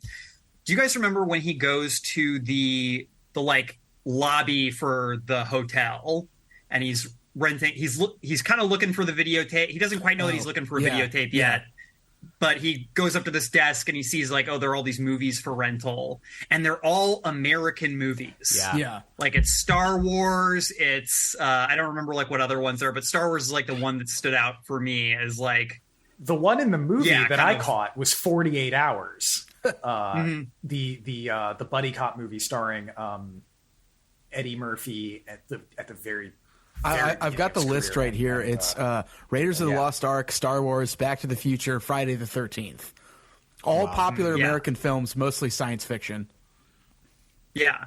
So I feel like there's this element in the book where it's almost like skeptical of like film on like a certain level, because like I feel like that felt very like, because I don't feel like there's any references to like Japanese film in the book. Like we don't really see like Asakawa is obviously not like a film buff by any means. Unless that's a localization thing, and maybe I'm kind of almost like I wonder if it was kind of like, oh, it's mostly kind of soapy Japanese movies and I don't know, because but there are references to Japanese media in other places. I remember like they mentioned like an old singer from like the Warriors or something like that at some point. So I don't. Yeah. Yeah, I do think America is a media giant that way. It's true. And America is kind of like, again, speaking from the standpoint of Japan, like America really like was like a parasitic wasp that like landed on Japan and like injected our eggs into like their culture. The cultural bootprint of the U.S. and the U.S. military in Japan. What we think of as Japanese style comics really comes from Japanese kids trying to copy Disney comics that American GIs were like giving them. My favorite example of that is the Drive jacket. The jacket he wears in Drive is a World War II bomber jacket that American vets would get embroidered with like designs in Japan. Mm-hmm. There's a specific name for him. I can't remember what, but like, it's like you can pull this thread like a really long time if you want to. As to like what the Japanese American media crossovers are. Yeah, I think the irony of this too is that the Ring kicks off this chain of America remaking Japanese movies to fit our culture. Oh, what's that? The two halves are meeting again in the middle, like some kind of a ring. Oh, I was going to say a circle. Oh. He even says that there's an interview with him where he's like, the interviewer asks him, "Are you like, what do you think about all these Ring adaptations?" And he just goes, "It's like the virus itself." Like he's like he's very like blasé about it. That's about the most zen opinion you can have about your own work. Kind of escaping your control is just like, I don't know. It's kind of the point of the work. Yeah, exactly. Suzuki, he kept going back to that well. He did the trilogy, then he did the Birthday, which is 3 short stories filling in that well. bits of The well under B4. Yeah, it was really good. I love this. It's so impressive, Dylan. Thank you. We're all really on it today. He goes and fills in bits of the story that we didn't see, like different people's point, like Mai Takano's point of view, whatever in Birthday, and then he writes 2 more novels. I don't even know what the hell those are about. So wait, so that's like 5 plus the stories. Yeah.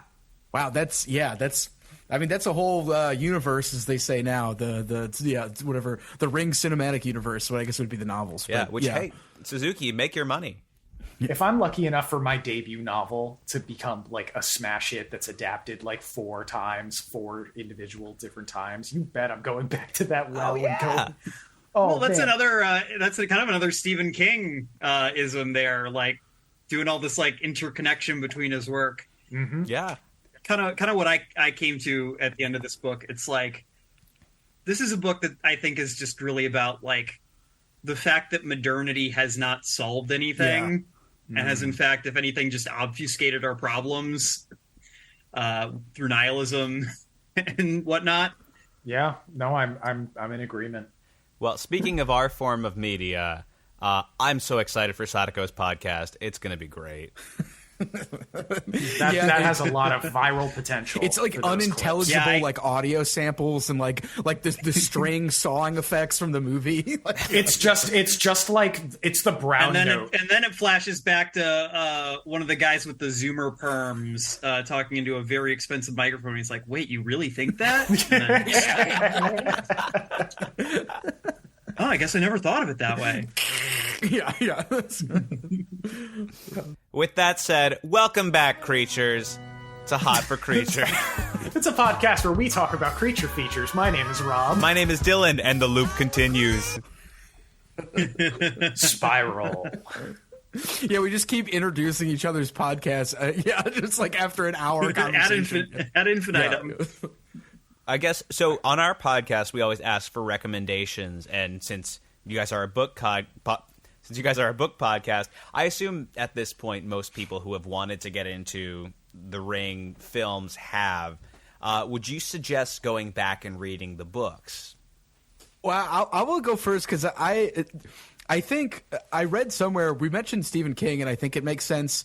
He apparently doesn't like being compared to Stephen King, but I will say that the prose for me, I wanted more, but like Rob said, maybe I was wanting something that it wasn't it, because I felt like it does a lot of telling and a lot of like, here's what this character is thinking now so you can follow the thought process. But like, I started getting a little aggravated, but I do think the story is good, and I think like actually discovering the mystery is part of it. So I would say yes, but I would feel like, I don't know, it's not exactly like, I would say artistic, poetic prose, if that's what you're looking for. But yeah. Yeah, I feel like that's probably also like a translation thing. Yeah. I'm guessing that it probably flows a little bit more nicely in like the original Japanese. I think it's so hard to know. Very hard language to translate from either direction. Yeah. I did a little bit of research, and this is not a very well liked translation and localization. Oh, really? Okay. It to the point where even like people point out like, oh, the translation messes up this name and stuff like that. This is not a particularly beloved localization. So I would be curious to see if there's like a better localization out there. But if not, I'm kind of in like, I didn't even think to look for other versions. There might not be. I kind of assumed this was like a recent enough novel that it probably wouldn't have been translated multiple times. Yeah. But I would say, yeah, I mean, not to cut you off, John, I was just going to also put in my, as I have brought up a lot over the course of this episode, that I really like detective work. It's something that I really like to see in my the media that I consume. I love to see being shown the work. I like to see that. And from that point of view, I really enjoyed the book. I liked, how much longer it takes from beginning to end to piece together what everything is. But if that's not your thing, then you can just do what I do, which is what I did, which was I watched Ringu in the early afternoon, and then in the late afternoon, I watched Zodiac, and that movie is all detective work. I mean, I think that if you already know, like, if you know you like Ring the movie, you're probably going to like the book. I can't really see anything in here that is going to, like, ruin the movie for you. I don't know that I'm guessing there are probably, like, better Japanese horror novels if we did more digging, but I think that in terms of kind of seeing the ways that Japanese horror like has influenced American horror, I think it's very good in that regard. I quite liked it. I found it to be a very breezy read. Like I said, I definitely echo the sentiments that the prose feels like a little on the stodgy side, but I think that when it is really good, it's really good. Like, again, I really stand by that first scene, that first chapter. Yeah. I think it was very, very good. It was exactly what I was expecting, and I mean that in, like, a good way. Like, I went into this kind of thinking I knew exactly what I was going to get, and I got what I thought I was going to get. So I can't be upset about that. Yeah. I think I am going to go and try to read the sequels. Dylan, I think you've made Dylan's really been doing a good job of selling the sequels. I'm also thinking about that too. Yeah. Gonna have to see if I can find, I guess, better translations, but I'm very intrigued to see, like, where the story could go. I'm also probably gonna try to see if I can track down the film sequels, because I've also never seen any of them. So I'm definitely gonna look into that as well. A bunch of them are on Shudder. Yeah, I think that's where I watched Ring. So yeah, Ring Kazanban is on YouTube. Yeah. Ring 2 and Ring 0 are on Shudder. Yeah. Ring Zero is an adaptation of Lemon Heart from the Birthday novel, the collection. Yeah, I mean, I'm really enjoying reading the books. I think for us who intake a lot of international media, we kind of get used to, like, all that we'll ever see of another culture is what's translated for us. And so we could watch a movie and the subtitles could be completely wrong, and that will be our impression of the movie, for better or for worse. So we are kind of looking through a window at these stories. But that being said, I'm really enjoying diving into them. I like how kind of crazy and speculative and almost like Dark Tower it is. It just keeps rewriting itself. And like Rob said, there's a lot of detective work. Every book has a new protagonist discovering the virus, and at this point it's become something else. So it is an interesting series. The caveat I would give is some people have a little bit of trouble. Like, it makes people uncomfortable to kind of have two narratives in their head as to a story that are so diverging. So if you like the Nakata movie and you want that to be your experience with The Ring, or if you like the Gore Verbinski movie and that's your experience, and you don't want just a completely different version of that to come in and fuck that up for you, that's fine. Dylan, I have a question. As you say, like, as the virus evolves and develops more rules, I have a question for you and your experience. Does more rules equal more scary? Sometimes. Sometimes it does, because I know what you're getting at, where horror kind of has to have like the 7 days thing is kind of gradually dropped from the Ring virus. And really? That's a particularly scary part of the movie, I think. That's a rule. We didn't even mention they appear on the screen and say, like, the X amount of day, or it's like the next day, but it, like, happens at these, like, really like, you never really know when the title card's going to drop and say how much time's left. Yes. It's sometimes at the very unusual to have a time and date chyron at the end of a scene. Yeah.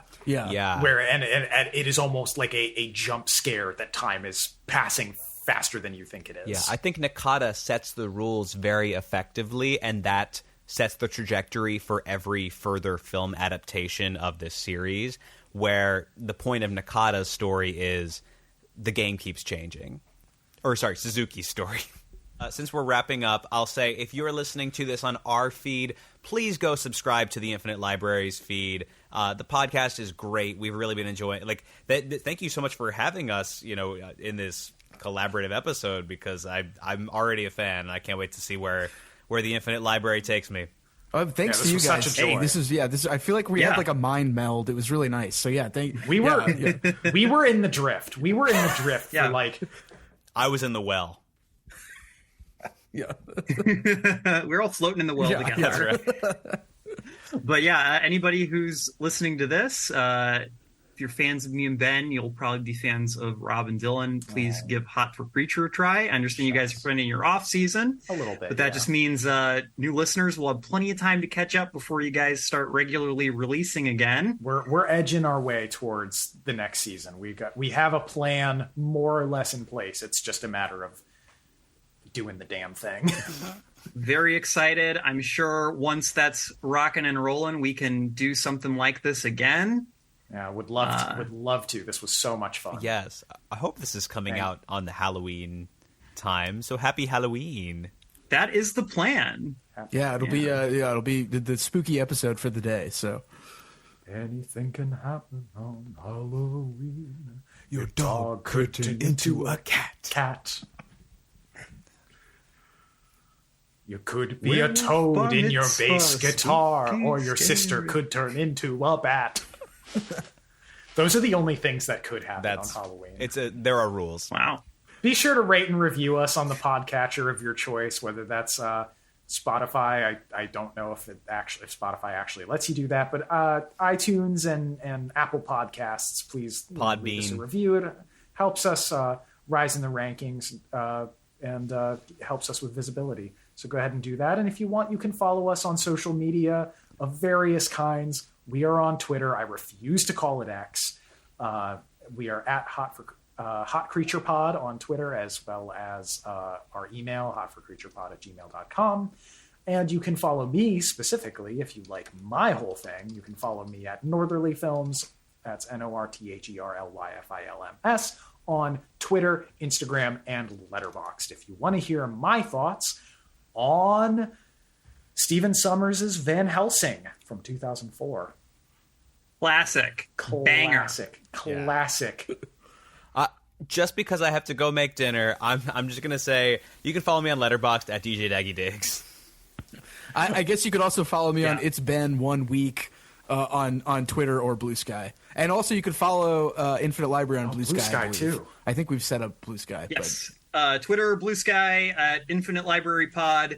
You can follow me at Slut Goblin King on Twitter, Blue Sky, or Letterboxd. Let's throw in. Can we throw in some spooky Halloween sound effects as the sign off? Can we just throw in some chains rattling? I bought a vinyl record of just Halloween sound effects. You know what, Rob? Can you just play the record and record it on your voice memos, and I'll put that at the end?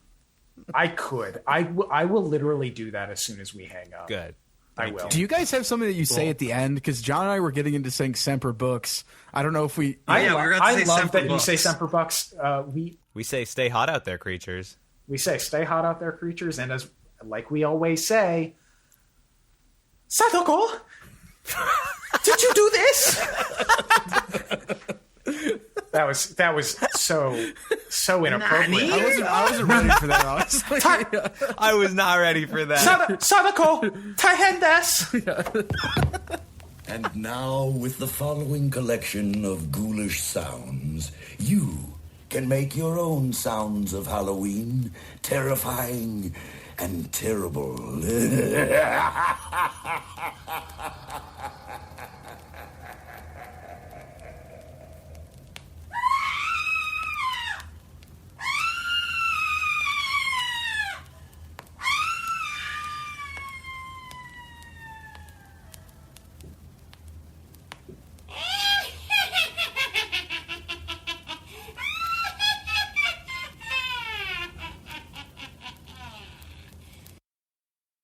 Hey there, bookheads. This is the coda I promised during the episode to tell you guys about what we're going to be talking about for our next episode here in 2 weeks.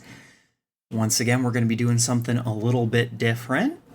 Forgive us, we are still figuring out our format and everything, so probably going to be a lot of episodes in the coming weeks and months where we're doing something a little different till we kind of hit our stride. But we are going to be talking about an anthology of short stories rather than a novel. we are going to be talking about Feeling Very Strange, the Slipstream anthology.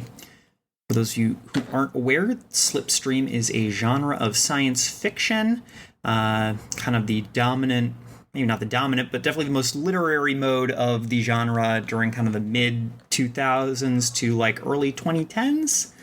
So we're going to be talking about that book. We're going to be talking about Slipstream as a genre and kind of the curious place of subgenres and literary movements in kind of the modern world.